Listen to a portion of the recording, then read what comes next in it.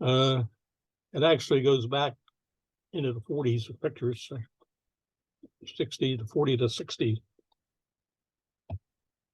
And here we are with a Pennsylvania Railroad schedule. It's always called Form 1. Does anybody have an opinion what locomotive this is? Is that a Q2? So this locomotive, I think, is a Texas type, but I'm not sure. What is the name of the other three? I don't know any of them. Well, this is a T1. This is the GG1. Okay. Okay, this is a Federal Street station in Allegheny City. Pittsburgh annexed the city in 1907. And it was a main line on the Pennsy. They demolished it in somewhere around 55. It had upper level tracks and lower level tracks, stub tracks on the lower level. They weren't used in the later years. Okay, here's the tower for Federal Street Station. And I guess that was destroyed too, but pretty.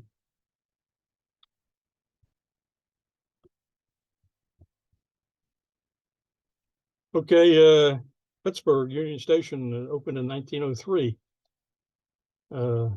This is a Palmer picture. Don't know who may took it. This guy here, I guess he left his jacket here and he's working over here, but let's forget his jacket. And here is the interlocking plant. I know he was standing here, or maybe here, but they all kind of fit in there. And then this is from the Carnegie. Well, this is off the web. It's on sale for $400. Anybody want to buy a 400-hour picture? Any idea what year that is, Brian? Well, it was built in 1903, I think. Gotcha. Here's a 1921. Okay, we're on the Pennsylvania Keystone line, and now we're at milepost 76, and this is Johnstown, PA. Picture was taken in 1984 and built in 1916 and renovated in 85 and 2022. It's an Amtrak station. If you see the Amtrak up there, that means it's an Amtrak station. The Crescent, PA, 1955.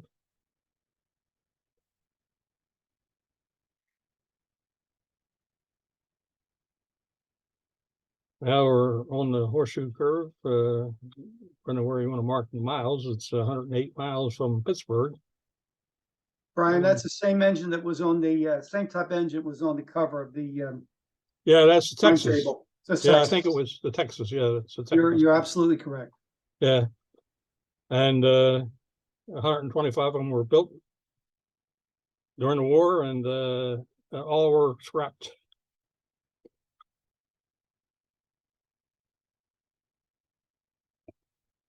Up more on the horseshoe curve.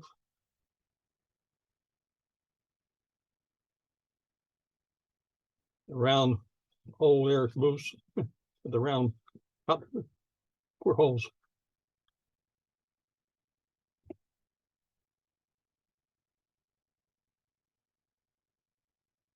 Whatever the sign said, it's falling down a little bit. Okay, there's the whole thing, bird's eye view.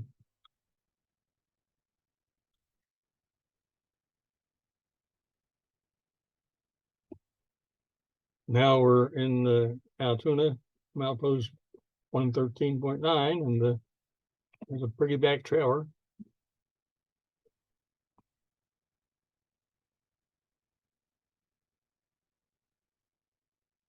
You can see this is near the station, all the baggage wagons lined up over here.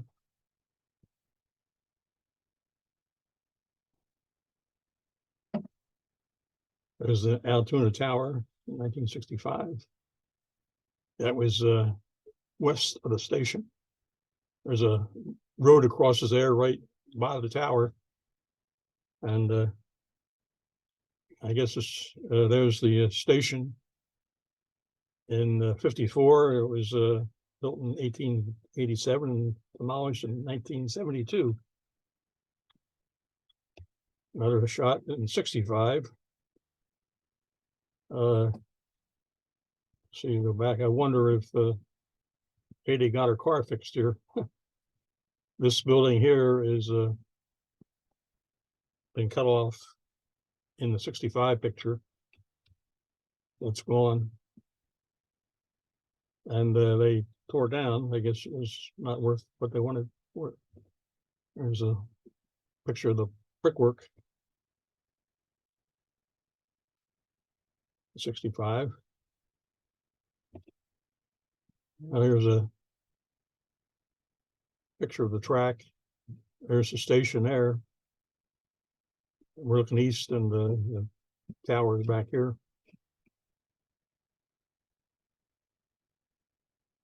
I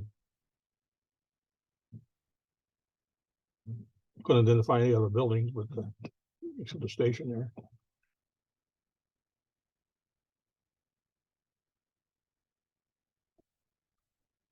This is a fan trip. All about that Kern took it, and I think that's his name. 1937. I think this must have been the largest fleet of locomotives they ever had. 598, nicknamed the Hippo. Notice how well the fans are dressed. Yeah, over here they're putting tie and hat. There's Pennsylvania Railroad car there. There's one locomotive that survived with the New York Railway Historical Society.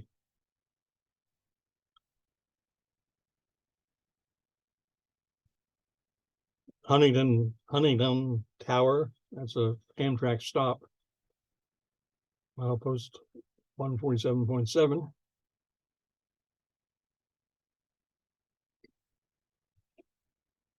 Mount Union and the junction of the East Broadtop Railroad. I'm not sure whether this is west or east. I didn't figure that out. Yeah, the old train up there.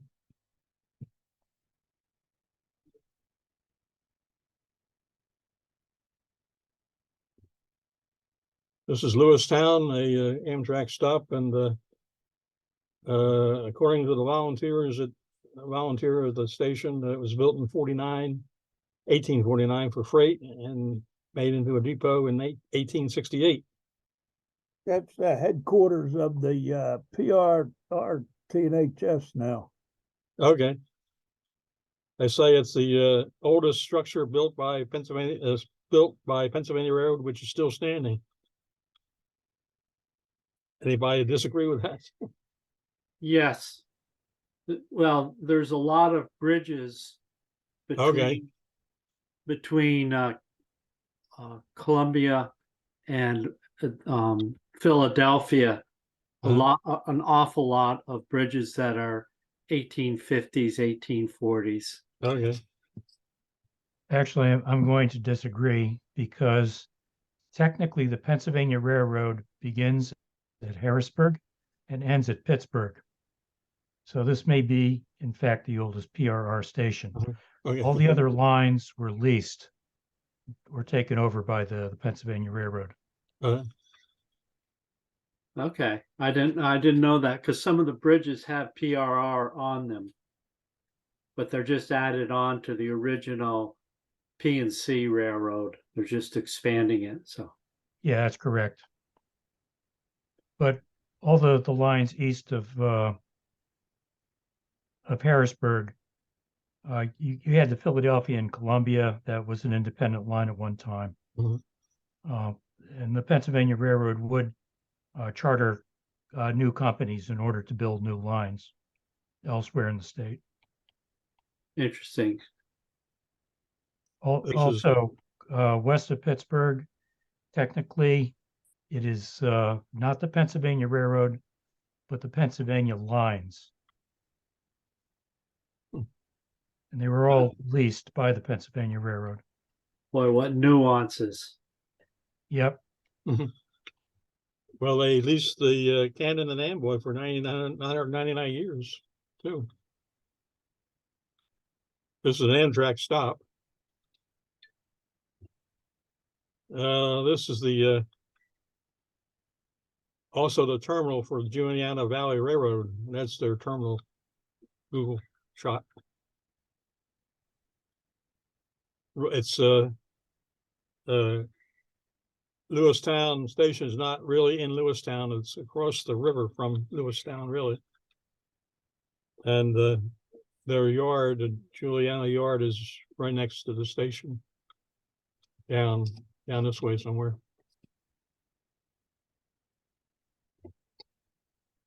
This is another station. I don't know if it still exists or not, but it's on Juliana's branch line. This is a Cove, PA. We're running along the Susquehanna River and approaching the Rockville Bridge about 5 miles down the road. There's a locomotive deadheading in the back. They got a coal car separating it, deadheading to somewhere.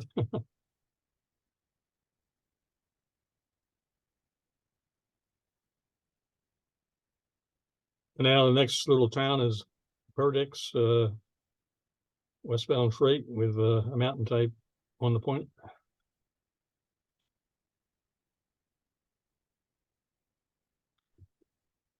And then this is Banks interlocking, and we're westbound. We're running eastbound, but the train is running westbound at milepost 238. And there's another one passing Banks interlocking. The mountain type, Pennsylvania Road had 224, and one is preserved at the Railroad Museum of Pennsylvania. There's the Banks Tower. I wonder if I ever had trouble with floods. Sits right along the river.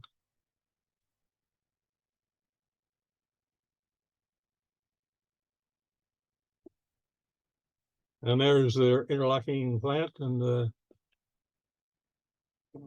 I couldn't match it real well with what you can see in the picture, but there's a tower sitting there. This is from a website called redoveryellow.com.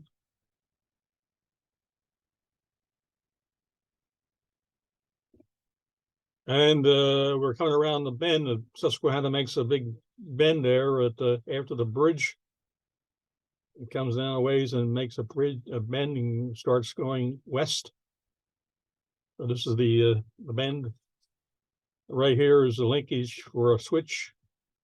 So the tower must be behind us. The tower was Palmer, Francis Palmer.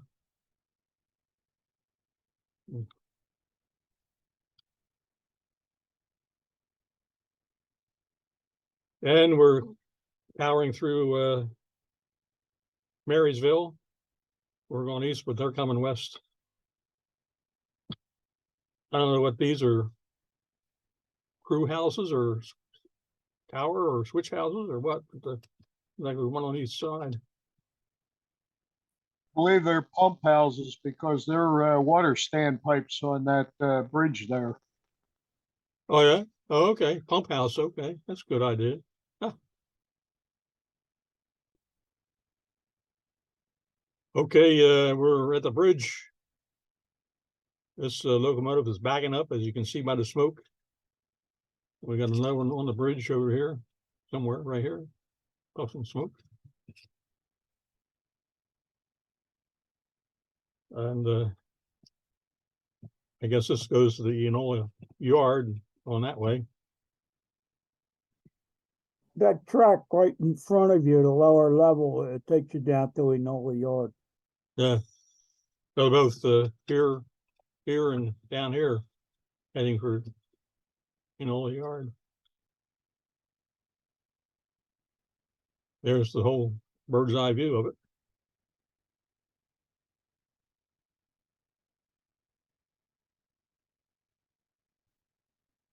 Okay, now we're on the east side of the bridge looking west, and here comes a whole drag off the bridge. 1957. What type of diesel is that? I didn't look it up. It looks like the shark nose, whatever that is. Yeah, they're sharks. It's not a good idea to name your dog Shark after taking him to the beach either. And then cover wagon coming off. The bridge was built in 1902. I think they have 3 tracks, I guess. There looks like 3 tracks or 4 tracks. There's 4 tracks across there. Oh, looks at it.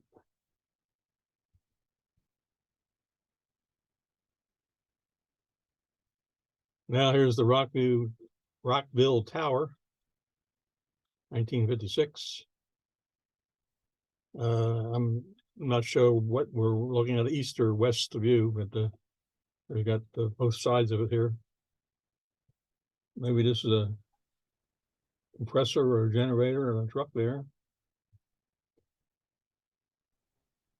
Track in front of you is leading to Rockville Bridge. The one behind the tower is Northern Central heading up towards Buffalo. Oh yeah, okay. Well, that's here going to Buffalo, huh? Used to. They got a fancy fancy wrought iron railing here, looks like on the steps. A little house back in here.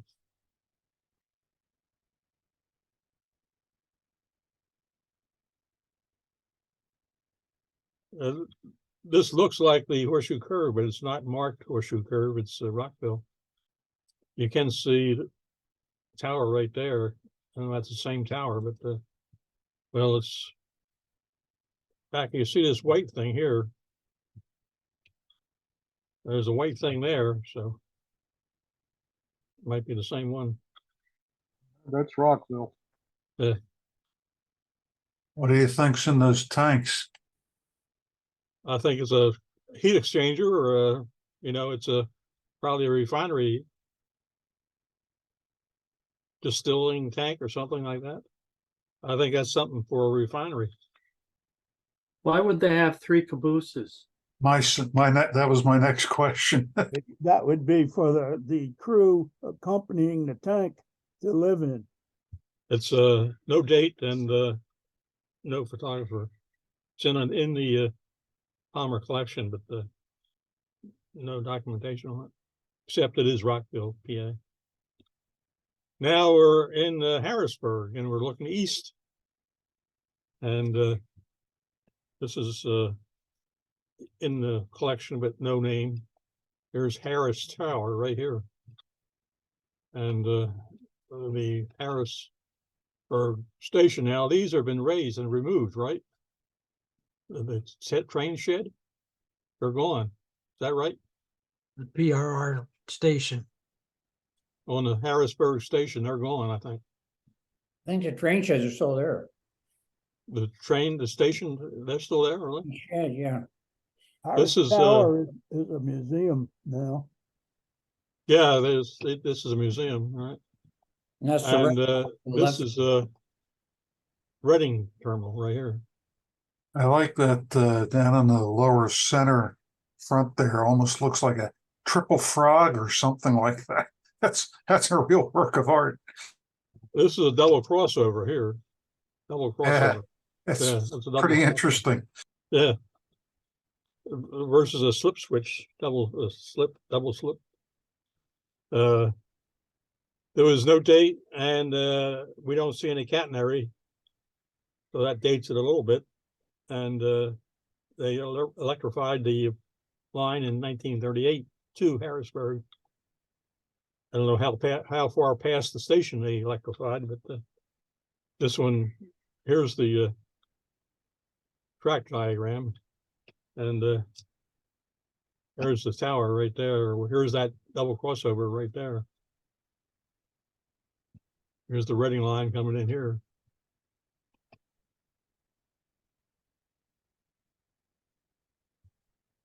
Now the same picture in 1951. You got the double crossover still there.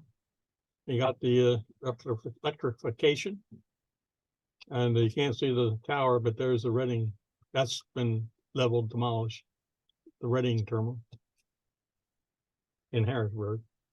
A very rare Fairbanks Morse sea liner. Oh yeah. It's a lot of spare cars off in the background there. Yeah. Well, that's a baggage car. That's a baggage car, and that's a passenger car there. I guess somewhere they had a post office here too, somewhere. Now here's the T1. It's right in front of the Reading terminal. That's the same as there. There it is there, and there it is there. Looks like the conductor and the engineer comparing notes.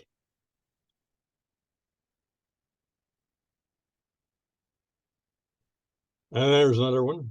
That's the that S not supposed to be there. That's a mistype. That was taken by a fellow by the name Loomheld, and that was somebody else. They're both in the collection, but different photographers that he's picked up. Yeah, since they didn't save any of them, they're building one from the ground up here. Yeah, well, here it is. I asked Russ Sharp to send me some pictures, and they held the when they held the convention of the Pennsylvania Technical and Historical Society. They brought this 1,200 miles east from Indiana or someplace, yeah, Illinois, and this is the leadership, but I can't match any names. I don't know their faces. At least the headlight works. Yeah. So there it is. All this is aluminum, and it was aluminum on the originals too. That's all aluminum. The engineering and design of the frame of this has been completed, and a couple people that are involved in it have told me that the frame should be cast sometime within the next few months. Oh yeah. Huh. They have cast at least one set of drivers too. Yeah. The combined cab, boiler, shell, and prow. That was on display in Harrisburg at the convention, and Russ was there. They are taking up a collection, by the way. I did give them $2. St. Louis, went back to 1,200 miles back to St. Louis.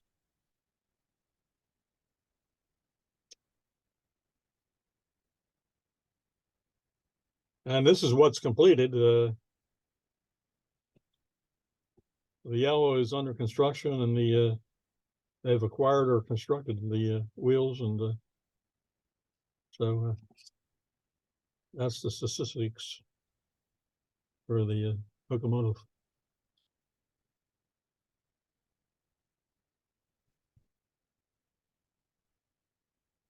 This is Mount Joy. Photo was 1972. It was demolished and a new station built between 2016 and 2019. That's a Amtrak stop. There's a Lancaster built in 1929, pretty new. Picture 3031.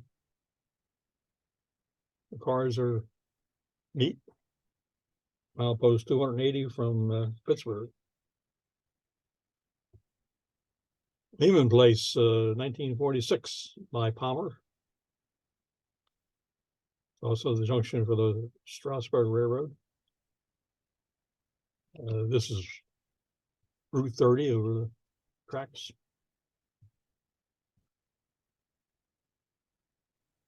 I think the Strasburg went off on the far side of the bridge. I think we're looking east. I won't swear to it, but I think we're looking east here. Well, I debated that. I kept saying west, but I couldn't nail it down, so he put nothing down. But there's a track here coming off, but I don't know what that is. I guess all this platform stuff doesn't seem to be existing anymore.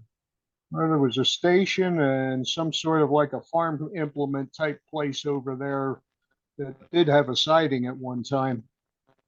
Well, that's the part of the siding here. My mountain right there is like a siding there. Coming up here.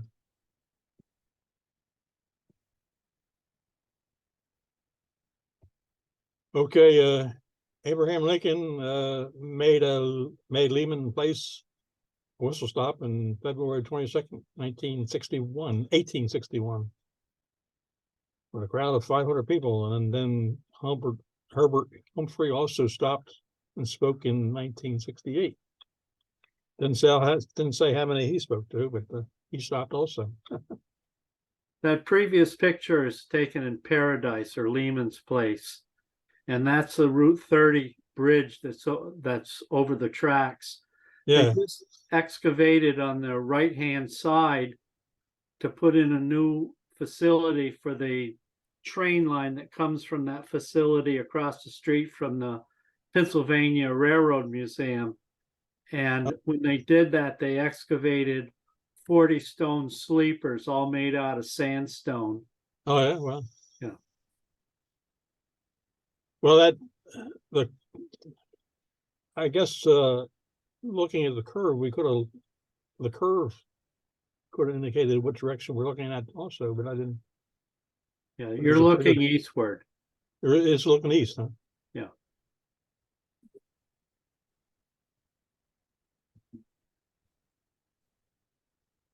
Gap, where it's at 141 or 41 comes in from, often take Gap to take that road to get to Lancaster from South Jersey. I think it's 141, I think, comes into Gap.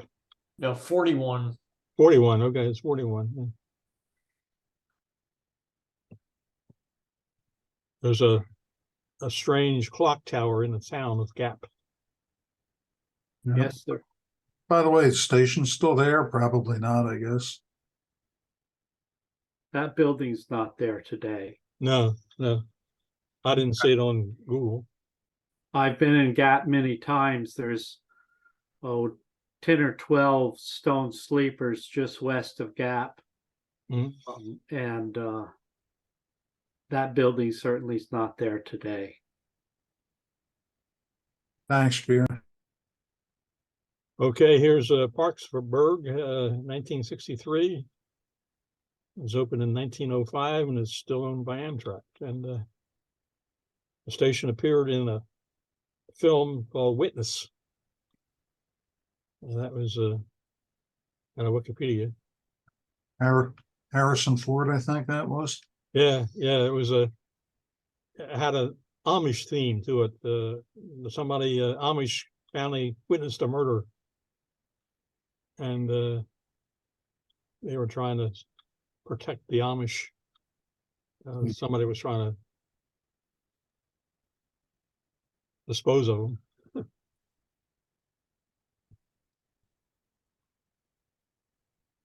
And Coatesville, PA, in 1946. Built in 1868. And they're supposed to build a new station now. It'll be finished in 2005. They say this building's not being used when it's an Amtrak stop. There's the canopy up there, the rails. There's a they're rebuilding this area right now. And there's a stone wall that's about 150 feet long. And it's made out of 200 or 300 stone sleepers. And when I was in Coatesville, I went to the Iron Museum that's there. And I was talking with the docent there, and he was so excited that he asked me to bring him to the site. So we drove over and I showed him all the stone sleepers. Yeah, they were redeveloping this area, and I don't know why they don't use the station that's got there, but they're building a new one east of this one. They're going to tear it down, I guess, but they're going to build a new one.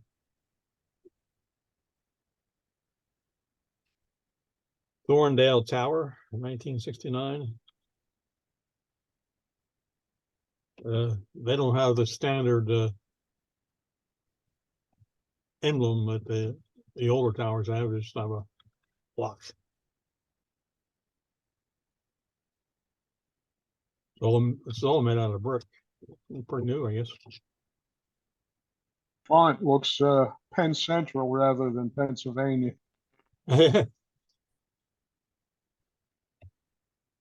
And here's the Thorn interlocking plant, and here's the tower there. Back in looking at the back at the Pittsburgh station, I mean, all that track work is gone. They don't use all the platforms. It's just amazing, you know, how the track has disappeared. They've torn out the tracks. Don't need them. What does the word interlocking mean? Well, the switches are thrown, and it prevents other switches and signals. It's like a protection, a safety protection. All these switches and levers and signals are all interlocked. So if one throws and the signal has to show something, it's correct. You cannot line a conflicting route if it's fully interlocked. Yeah. Thank you. And while we're on it, how about phase break indicators? Yeah, I didn't know about that. That has to do with the overhead. Right here. Because they use AC power, and AC has phases. You know, one phase, two phase, three phase. So they had signals to indicate that you had to drop your pantograph. Bit of a trivia with interlockings, coming home a little bit. Tuckahoe was built and put in service in 1906, but it was not interlocked until the 20s. So you could line any signal or any route at any time. And if you weren't careful, you could set up some conflicts. The interlocking fixed that. Huh.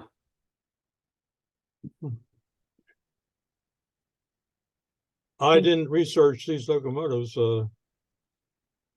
They're Great Northern locomotives. Yeah, Great Northern. What's their type? Do they have a name? I'm not sure, but FF2.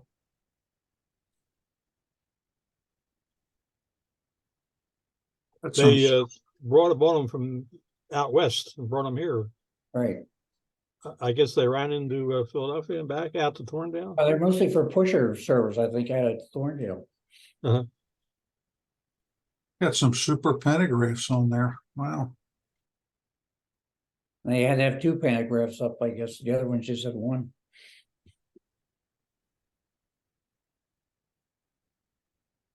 Does anybody know about this? The picture was in the collection. That's a coaling station for steam locomotives. Yeah. Oh, for steam locomotives. And there's like cars that they ran across the bridge there and fed, I guess hoppers that fed into the tenders or fed into hoppers for the steam locomotives. Is this bringing coal up from the No, it's for fuel for the locomotives. Yeah, but what is this right here? I don't know. It looks like it's dipping into the. How do they get the coal up there? That holds it up. They would run hopper cars up the top. Those are pillars. Because they're right underneath this big piece of steel. They'd run a hopper car up from the left. I guess this is where they drop the coal down for the locomotive. The hopper cars just might be sitting there. Under any set of tracks. That's just a bridge, pillar. It looks like it's going into that hopper, but it goes down on the opposite side. That just holds the bridge up. Uh-huh. That's no different than this on the left that's, Yeah. holding it up. Oh, LG and Antonio did an excellent article in the Highline magazine about that coal wharf. That's the magazine that the Philadelphia chapter of the Pennsylvania Railroad Technical and Historical Society. I never even knew it existed until I saw that article. And I'd been through Thorndale many a time.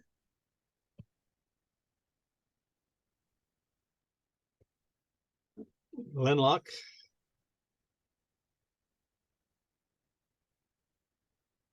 I don't know whether the building's still there or not. It's there and it's been restored. Oh, is it? Okay. Looks like there's two sets of tracks here. It is over here. You got a single tower bridge over there. That single tower here. Two sets. They both from different directions? No, Right the away, tracks, the there, tracks split 11. apart there because you have the Dale Glen connecting track turning off to go over to the Oh. Trenton cutoff. Okay. And here's a Paoli, 1951. Built in 93. New station built in 1953. So that doesn't exist anymore, but a new station there.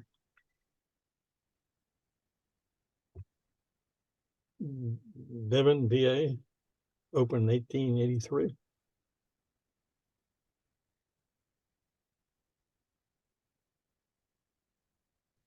And Radnor, built in 1872.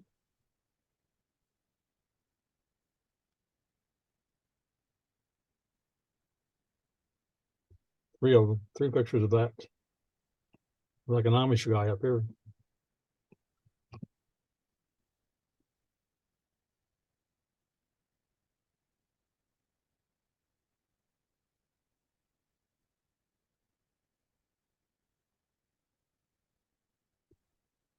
Villanova, 1941. Nothing around it. Owned by Amtrak, built in 1890.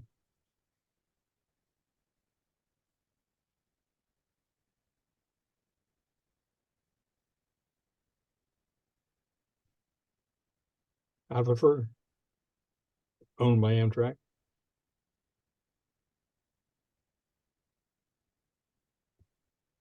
Overbrook. This is the picture's 1934. I don't know when it was built. But you see this fancy stuff up here. And I wonder whether they're the same building or not, but you got this fancy stuff up here, and then and here you got the same thing on this side too. Up here, so it's the same building. It's constructed around 1860. There it is. It's electrified there. Yeah. Up here we got. This is a bridge right over the station, by the station. Just cuts it off a little bit there. It's That's City the- Line Avenue. City Gerard Avenue. Avenue, is it? City Line Avenue, yeah. Oh, Yeah. okay. Overbrook Tower.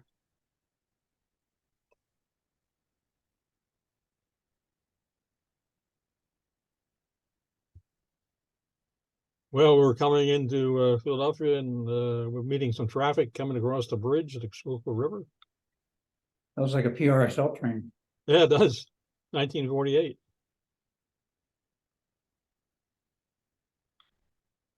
And then the GG1 coming in. Was it electrified from the 30th Street station to the Broad Street station? Well, yeah, Yeah, it was. that's going toward New York, that train. Coming out of from Zoo Junction there to the left. And this is a train leaving 30th Street Station, heading north or west. There's the Art Museum up here. Again, that's probably a PRSL train. Yeah. Now we're at the Broad Street Station. That's where we came into on our trip. And taken by Francis Palmer. When was the Broad Street Station taken down again? 52, 53. 1953. Here we got some pictures. There it is with the front looking nice. And that's the fire in 1923.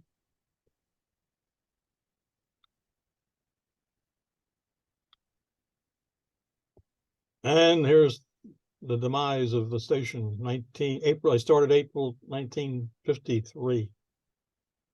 The last train out was, I think, 52. March 31st, 52, is that right? Sounds right. I don't know. I thought I had written that down, but I don't see it.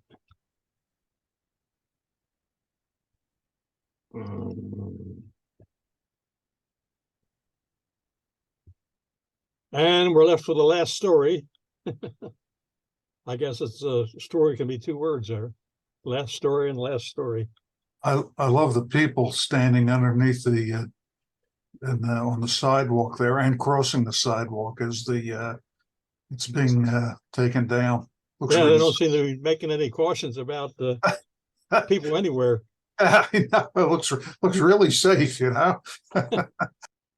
Here's a trolley coming along, peeking around the corner here. Nowadays, they would have brought the trolleys off, the cars off, and people off. And Yeah, City Hall is to your left there, isn't that picture? that's over here, City Hall. Yeah. But McCloskey, I mean, that's been around, that name's been around for years. I remember seeing that other places. Builders, it says. Builders, destroyers. Well, they're wrecking ball to the Chinese wall. Be interesting to hear when the final demolition occurred, because Pennsylvania Railroad's corporate headquarters were in Broad Street Station, and they couldn't move to 6 Penn Center until the track was demolished and a new building built. So there has to be a delay in there somewhere. You think they did the Chinese wall first? I think the Chinese wall and the tracks had to go first so they could build the new building at 6 Penn Center. Okay. Mike Brodsman just commented the PRR headquarters moved to Suburban Station in the 1930s. Yeah, that was okay. I stand corrected then. Never mind. okay. Yeah, the Suburban Station was built in 1930. That's early. I mean, I didn't realize that. So this is the front of the building. We're facing City Hall. The front of the building's up here. Like that safety ladder there. Yeah. That's a good eastbound shot there.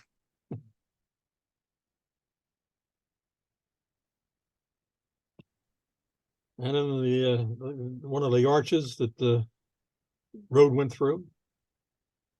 God, the policeman's guarding it now. They got a guard there.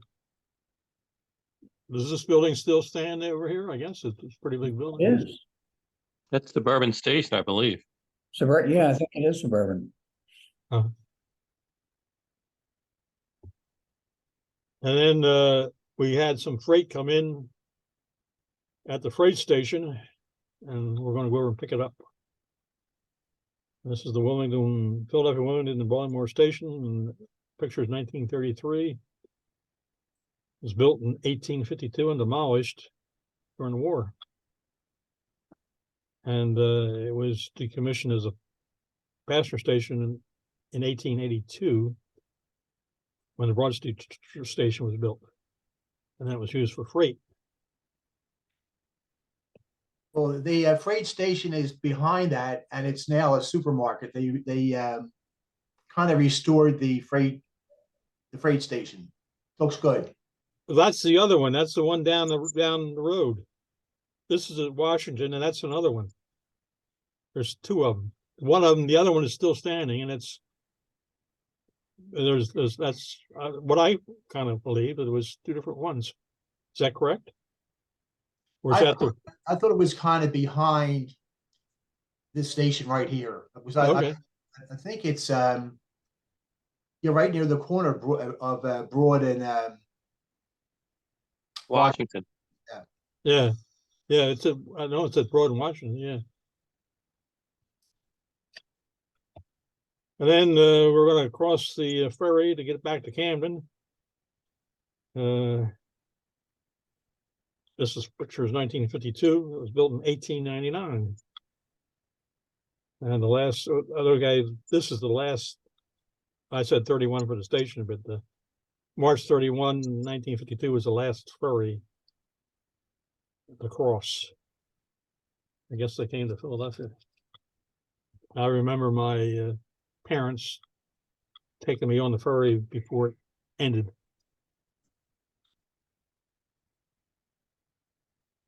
And where you can see the ramp here through the hole the cars went in. Gangway, whatever. Another view.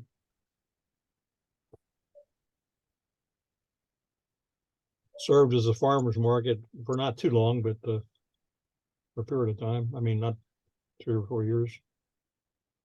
At the most, I think.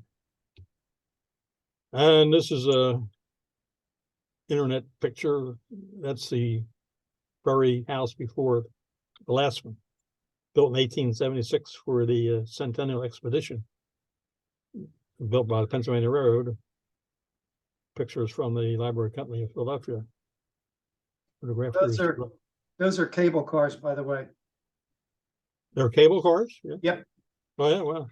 If you look in the center, you can see where the Oh yeah, right here. yeah, there you go. Oh yeah. Got a car traffic going that way, and Like some horse and buggies in there too, maybe. okay, this is the Pennsylvania Railroad Arctic ferry boat, the Arctic. This has a special meaning for me. For the next slide is my grandfather, my great-great-grandfather was a pilot on the Arctic.